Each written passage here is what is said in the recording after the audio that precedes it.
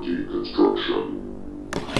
What's up, everybody? It's The Hardy Construction. You can find us at hardyconstruction.tumblr.com, youtube.com/thehardyconstruction, as well as facebook.com/thehardyconstruction with your host, Alex, and Uncle Larry.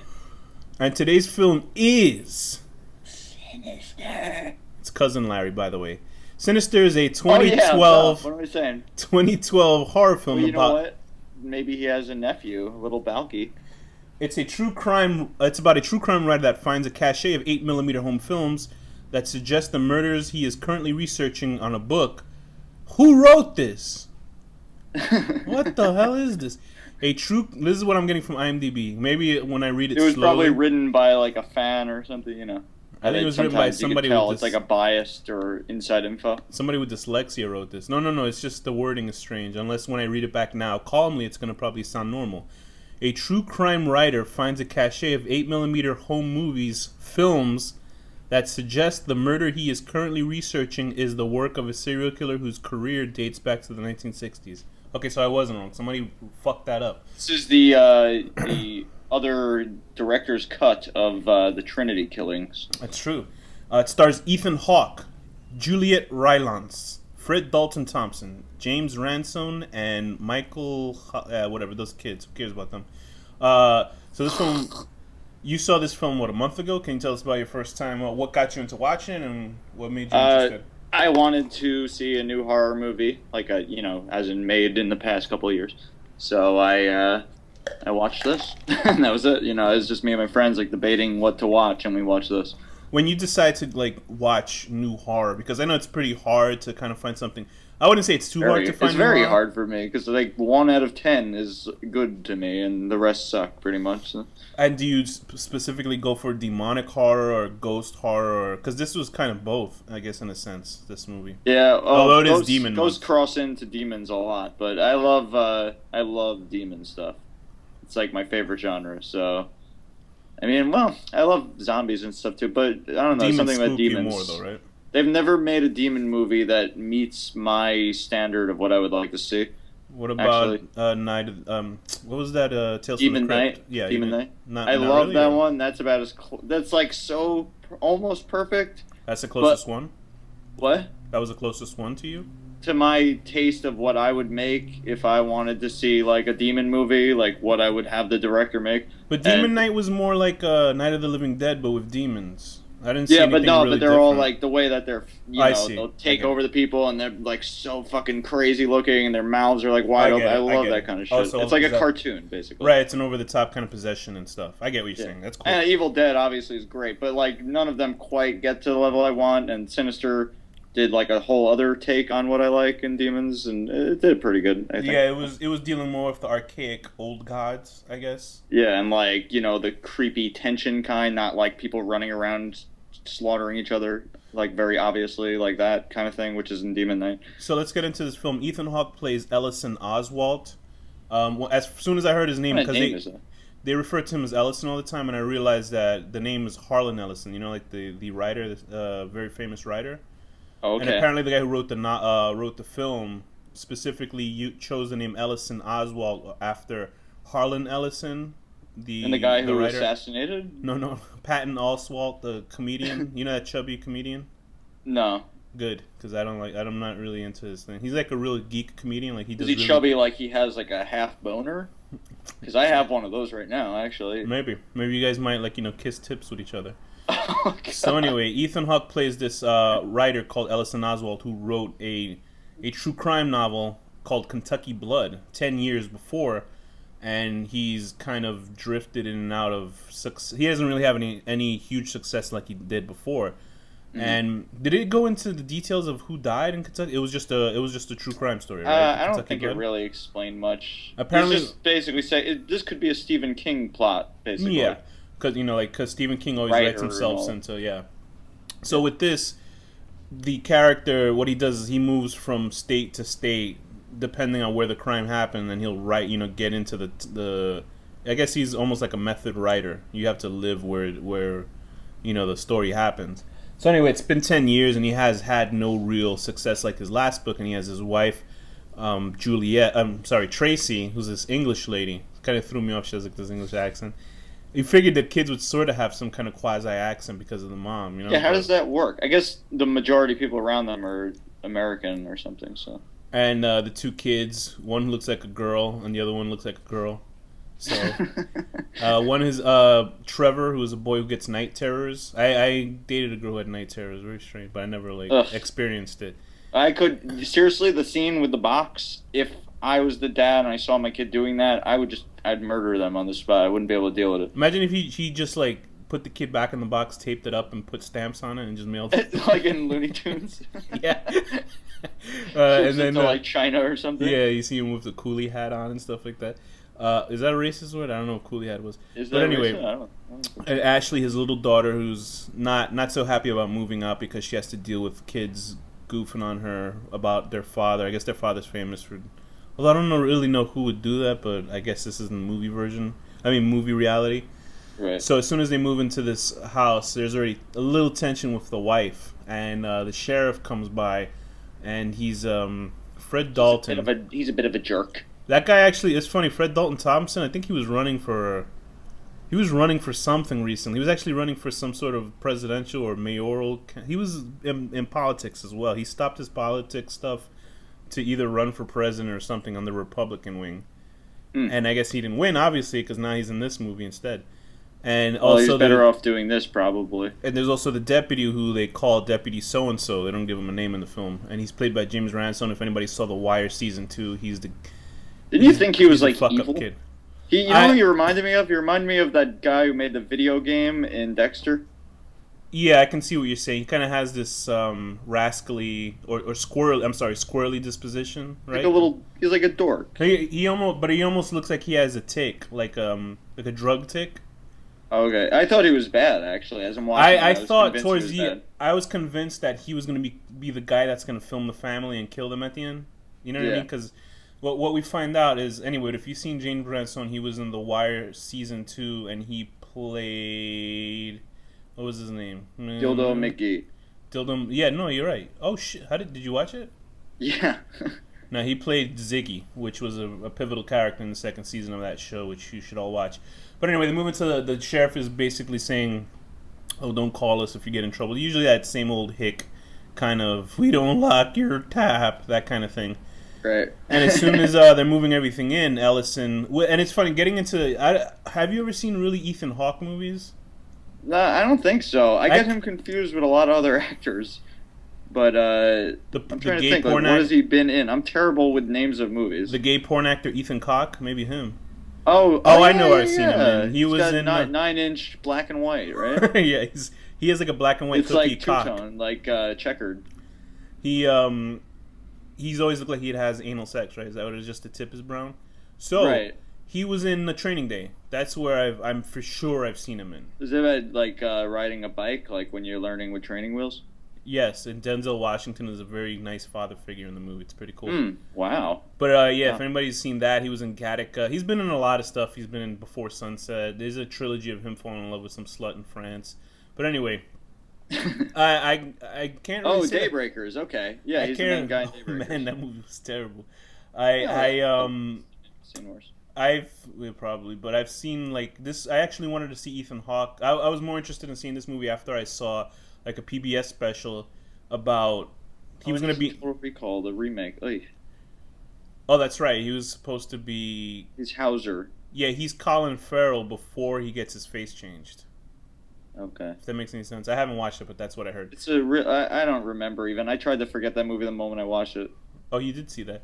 Anyway, but I remember seeing a PBS special about they were making it was a Macbeth play, and he was trying to find out the history of Macbeth, and I was really interested, and I was like, wow, this guy really gives a shit about his craft, because you see him make this mini documentary. I was like, wow, let me watch an Ethan Hawke movie, and luckily, I see this one. And he's really good, and the movie is, I actually like the film. I like it a lot. I thought it was, when I first saw the trailers for it, and I guess by your quietness, you're not too impressed by this film? Well, I'm just listening to what you're saying, because I know what my thoughts are with it. But I'm curious how you liked it, because I couldn't tell if you would like it or not. There are things that work a lot with this film and things that don't work with this film, and I think the good stuff works with it, outweighs the bad stuff. It does a lot of things that I hate that did not exist like 5 or 10 years. I feel like Paranormal Activity made this new trend, and I hate it. Where like the jump in front of the thing with the CGI face at the end. Yeah. I mean, Like, that's been around forever, though. I think. But they really like brought this stupid trend back, and it's so dumb. I really think all this stuff dates all the way back to that film from the 2000s called House on Haunted Hill. You know, the remake. Okay. I actually like that movie, but I think a lot of this stuff. I'm sure there's movies that done it before, where all the goofy. I'm just so tired of seeing like people's face the last split second. Like I called it. I knew it was gonna happen, and then like they get really repetitive with the little kid with the shushing and shit. Yeah, like they could have made it cooler if they just like cut out like. I think what they're doing is trying to make make it iconic in some sense. For me, all the jump scares and the kids ghost. So let's get into actually what happens. So Ellison finds a box while he's moving stuff in. He goes to the attic and he finds a box of Super 8 films with a functioning projector. So he throws a sheet on his wall. And meanwhile, he has all these notes on this crime, I guess, that happened where they're at right now. He moved into the house that the last murder happens with. I actually like the opening of the film. It's kind of almost like The Ring, or like that's exactly what I was gonna say. Along those lines, that's exactly how I felt. What it was, because at the opening of the film, they show these 4 people on the ground standing because they have nooses around their neck. Is that the right plural or is it singular? They have nooses on their neck. I think they call them nooses. They have nooses around their neck on this tree, and this limb cracks and they all lift at one time, and it's a silent sequence where you actually hear the rotors of the projector going on. It's pretty effective. Yeah, I like that. And all of that, those videos are really cool. All the videos are pretty unsettling. I think the film works when it's unsettling and not trying to be out and out scary. Right. You know what I mean? Like for me, these are the 2 bad things that happen for me in this film. I don't like the shitty ghost makeup kids. I don't like that at all. They just look really bad to me. Oh, when it shows the actual kids. Yeah, I don't like because the makeups looks like shit. You know what I mean? Yeah. I don't like the way Bagul looks. He kind of looks like Michael Jackson in a way. Yeah, I don't like his look either. But it's such a cool concept. You know, I mean, it's like a done concept. But that stuff, I couldn't get into the look of Bagul, and I couldn't get into the look of because Bagul looks like he looks like if they try to make a serious version of Killjoy. Do you know what I mean? Oh, God, don't even speak of Killjoy. It's Killjoy. Look at him. It's Killjoy. Killjoy should have been in Demon Month. Oh, well. Well, there's always Killjoy Part 1. Anyway. Or 3. Oof. Or 4, even. Right? They have a Part 5, right? Is it Part 4? Killjoy goes... You know what? There's still time to do it. This is only the first of Demon Month, and we could always change some things around. It'll certainly be the last if we play that movie. But anyway, it's so funny. Pulling it back a little bit, I remember when I first saw the trailers for this, I was convinced that this was made by the same people that made what was that movie that I didn't like but you liked a lot? Insidious. Oh, okay. Do you know what I mean? It's almost it's like a similar word. Insidious, Sinister. They're both set inside of a haunted house with this family. And creepy shit happening. But I like this 10 times more than I did Insidious. My problem with I did too, actually. I think my problem with Insidious is that when you and I watched it the first time we were watching it goofing, and then I had to watch it again, and I just was like, oh, I gotta watch this again. Maybe I wasn't.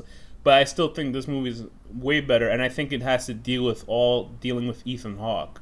Insidious is cooler visually to me, but this movie is definitely more scary. I enjoyed the way this movie looked myself. I think it got the film because it looks similar to the way Insidious was shot and edited. Insidious is more like colorful. Like there's a lot. I love the lighting in this movie. Like it's creepy and everything's so dark and I won't get into it, but whatever. So what happened? But Insidious is like colorful and there's like all kinds of cool things going. I don't know. You know what I'm saying? No, I get what you're saying. Not really. So Ellison starts playing these 8mm films, and the first film is obviously the one with the kids. The whole family's like a family of 4 gets strung up on a tree, and the tree limb gets raised. I think it happens in the 60s, right? Oh no, the 60s was the pool one because the pool is the first murder. I didn't really know the order of them. I remember at the end they said that the pool where the people get drowned is the first murder, and then the whole gag is that every family that lived where the previous family gets murdered. I mean, you don't find that till the end, but it's like a link. It's almost like The Ring, obviously. But it makes you wonder to the house of the next family. But it doesn't really show. It doesn't really make sense or show if the family saw the footage. Oh yeah, I would actually, assume I that's what it wonder. is because they don't go into it. It just happens that Ellison sees this footage because he's researching it, so it would make sense that he wouldn't watch it. Any other normal family, if I saw video footage of people getting murdered, POV style from a camera with somebody murdered, I would get the fuck out of the house that night of. Do you know what I mean? Yeah, but then you would die the next day. Right. So I mean, whatever. But that's what maybe. I wouldn't be able to deal with a son with those kinds of night tremors.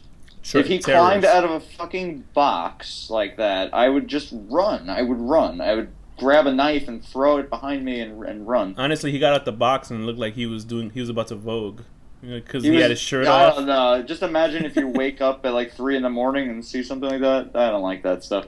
I mean, I love it, but yeah, I don't like it. Just a shirtless boys coming out of boxes. So anyway, he sees these murders on, and by the second video, he's like, "Holy shit!" He's about to call the police, but like any good character in a film, any smart character, he doesn't, and he decides to keep watching the footage. Right. And the second video, I believe, was the pool video, right? Oh no, the second video is a car where this whole family is inside of a car, the and they scene, right? It's like in a garage, and they set the car on fire. The third one is they put these people inside of a pool, and around the fourth video they go. I don't think it happens that early on in the film, but eventually he sees a fourth video where it's a pretty interesting. And I knew it was coming, but it was somebody turning on a lawnmower and just going straight. You just see that you hear nothing, and you just see the lawnmower going and going and going, and then eventually Avengers, Sleepaway Camp, love it. It runs over somebody's face, and Ethan Hawke runs away. And Ethan Hawke's a really good actor because he's creeped out. And they're trying to play him off like he's like an alcoholic, but it only seems like he only drinks like one drink. I didn't see him like stumbling around in any other scene. You know what I mean? Yeah. And well, I think it's just showing that his wife is maybe not into his career really, and that he's probably had bad history with doing these kinds of stories. So maybe he's being crazy. Could want you to think or something. Right. Yeah. I mean, I don't really get it because we're with him 90% of the film, so you didn't see him drinking over and over. You see him take one drink every other scene, but it didn't seem I didn't really notice him drinking that much at all. Like, it didn't seem like he was stumbling around being like an asshole to everybody. He was only an asshole when he was being defensive. Yeah. Which was a very good dramatic scene where he's having an argument with his wife when his wife finds out that they're living in the house where the people died. Yeah, he's a good actor. He really is. He's a great actor. Both of them, for a film like this that looks like. It looks well done, but you could tell it was kind of done on the cheap because there's not much. All the money went into the special effects. I guess the but the lighting is so fucking good. It is. It looks really good. And that one scene where he has an argument with his wife when Ellison argues with Tracy, it's like a really dramatic scene. And I was like, fuck, this is really good. I was like, damn, they put this kind of good acting in this film. I'm glad. And I think that's why they anchored the movie, is having him there as a good actor.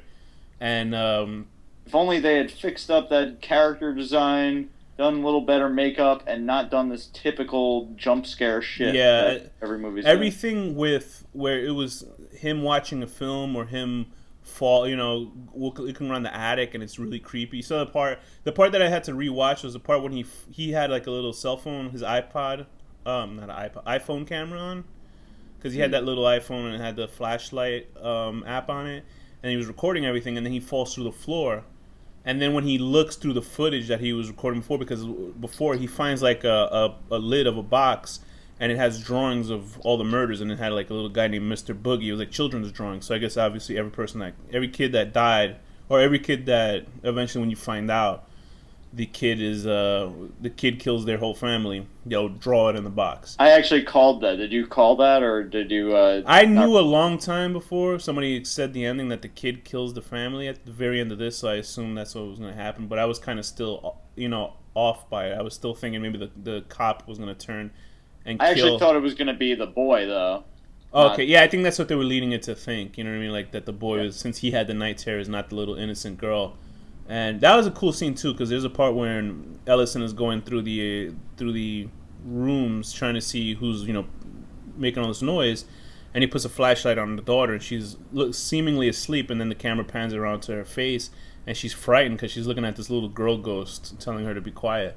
Yeah. And but anyway, when he's playing back the footage of how he recorded the box top under the box top with the drawings on of Mr. Boogie, which that's what makes me think it's Michael Jackson. I wish there was a little song that anytime you know, you look at it, it'd be like, Mr. Boogie, he's a bad guy. That's why I think it's Michael Jackson, because he's boogieing, you know, through the afterlife and shit. Right. And all those kids in the afterlife. You can imagine, right? Yeah, there you go. That's why he's getting those kids.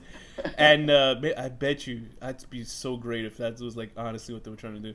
But he's playing back the footage of this, and he actually records the part when he falls through this floor, because this is the part where he's in the attic and he falls through the ground. And when he's playing it back, you can see all these little white hands grabbing on him.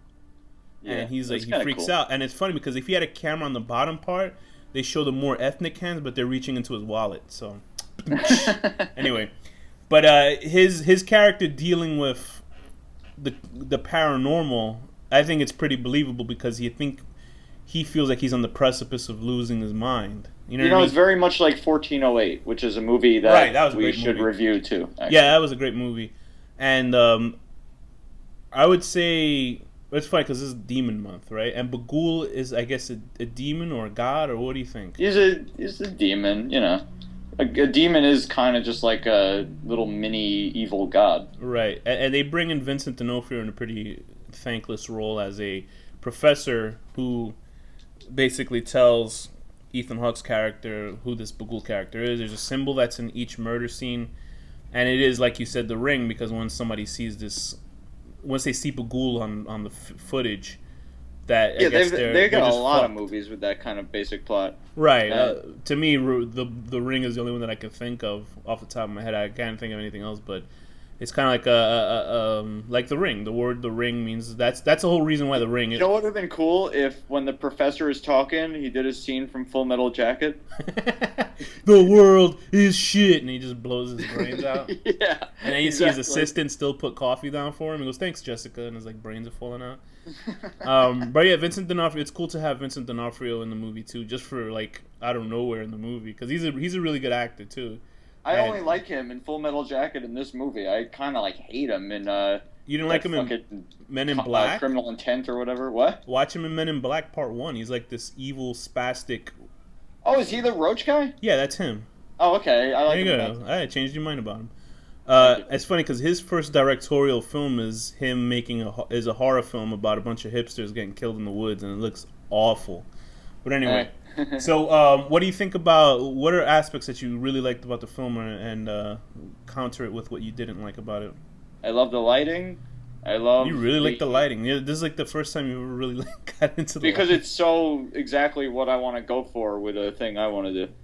So is it just really because it's like a dark tones, or because it's so like everything's just like light figures emerging from shadows. It's awesome. Yeah, I love it. It's good. What else? And also the acting. The acting is really good. The acting is very strong for this That's what saved the movie. Otherwise, I would maybe not have given this a good thing in my head. But yeah, I like it. It's definitely a good movie because of those two things.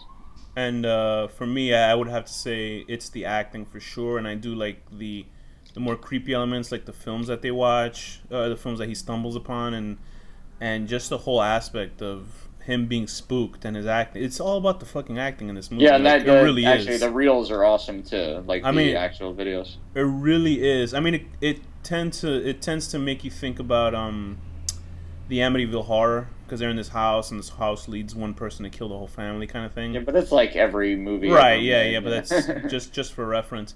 But definitely, I think the acting really helps, and obviously the mood and the tone, and they have really cool musical and audio stuff going on in the film. Like and then they do Boards of Canada, right? Is it? Was it? I think they did Boards of Canada in this. In which part? Is that the part when he's burning all the film, or? It's like at the end. It's actually twice in the credits. I think they do it. And what song was it? It was like Roy G. Biv or something. Because it's ambient, weird music that they put in the film in certain parts of it. Audio-wise, this movie's really fucking good, because every time they're watching one of the 8mm films, there's some sort of weird song that happens. Like specifically the one with the car when they set the people on fire, it sounds like some weird audio stuff, but then you can hear like some kind of blues song in the middle of it, like it's snippets of it. And then my favorite song is when he decides to take all the footage and burn it, because I guess he figures he doesn't want to see this shit because the footage keeps haunting him. Oh, it's Gyroscope is the name of the song that's in there by Boards of Canada. The part where he burns all the footage and you just hear this really... And then it comes back. Oh, right. Man. You hear this really interesting song that happens while he's burning the footage. I gotta get the soundtrack for this. But it's really good. The music is great. The acting is really top notch for this. I think that might be the Boards of Canada, the scene you're talking about. Maybe it's like towards the end, like it's playing that kind of stuff. It's a really strange song. But anyway, what are the bad parts for you? The overusage of stupid CGI popping in front of camera shit. Yeah, the jump cuts do not work for me. Like jump scares. And the kids putting their fingers to their lips like 800 times. Yeah, the kids didn't work for me. You know how the kid, when he gets an extended cut, I guess, at the end of the footage of all the kids murdering their family, he actually sees who kills their family because they keep recording themselves. Right. And that scene. You notice the little boy at the pool was so he was so fey. He had his back all arched. That scene should be edited down by to like a tenth of what it is. Yeah, I couldn't get into the kids that were ghosts. They weren't. There's nothing scary about them. If they made the kids completely like shadow people, like blacked out, right? Or just I don't know. Just the makeup. The makeup didn't. The kids put their fingers to their lips. And that's gonna sound stupid. I'm gonna be like, oh, I don't like how American ghosts look in film. That's just me. Like a ghost in, let's say, the Innkeepers, like the way the lady ghost, she looked fucking awesome. The ghosts in here look like shit. They reminded me of the ghosts from 13 Ghosts. Like 13 They Ghosts. don't look like ghosts. They look like zombie-ish sort of thing. They look like kids with bad makeup on. That's what they look to me. And I was gonna say 13 Ghosts. The ghosts don't look that good, but what about Scooby-Doo's 13 Ghosts? Yeah, maybe they might be better than this. But the ghosts in 13 Ghosts, like they have cool looks for like a video game, but not for a film. Does that make any sense? But anyway, in this film, the ghosts don't really have a good look. And Bagul looks like one of the guitarists from Slipknot and Michael Jackson. He reminds me of People Under the Stairs or something. That's a lot. Well, I thought you meant the zombies. You mean the monsters downstairs? Yeah, they look pretty the people that live under the stairs, and then they come out at the end like, let's carry on with people that are celebrating. Let's carry on with our life, bro. And black people, yeah, brother, holy shit! And you just see them running. But yeah, like those guys. That's what they remind me of. But they're making a Sinister Part 2, so we'll see what happens there. It's gonna suck. I hate when they do that kind of stuff. Yeah, because it's the same premise. You know what I mean? It's gonna somebody's gonna be like I gotta find out activities. I gotta find out why the writer Harlan died. Let's go to his house. It's gonna be the same horse shit. You know what I mean? And then we'll move when things go weird. And then surprise, surprise. And then so I mean, I'm actually looking for the sequel to this more than I will Insidious. Although they might do something different with Insidious. Sequel? Yeah, the sequel for Insidious is gonna deal with the aftermath. Does it deal with the guy who's possessed? That would be cool. I think the half of it deals with telling the story of him as a child, dealing with the ghost, and then the rest of it, I guess, will take place in modern time. I have no clue. It would be really cool if they did what you said, like half of it, and then the other half would be totally just him as a demon, like killing people. I think that I don't know if they'll let around go killing people, but maybe I don't know.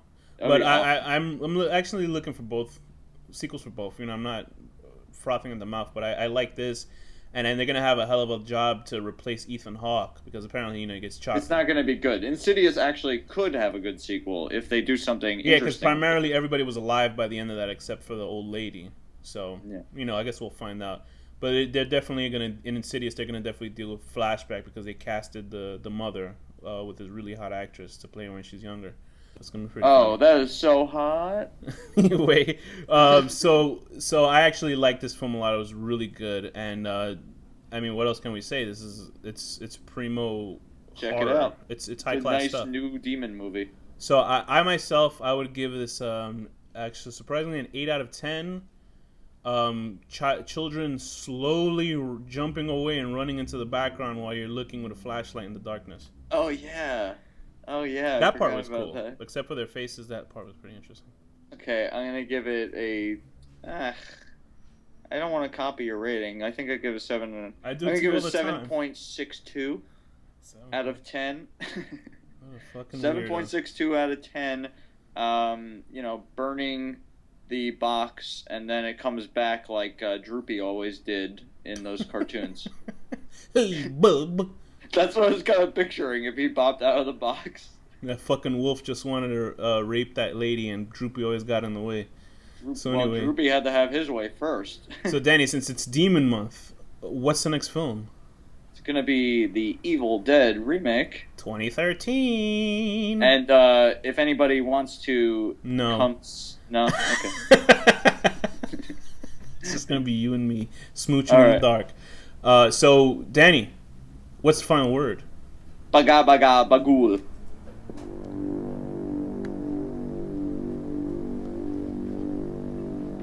The horror deconstruction.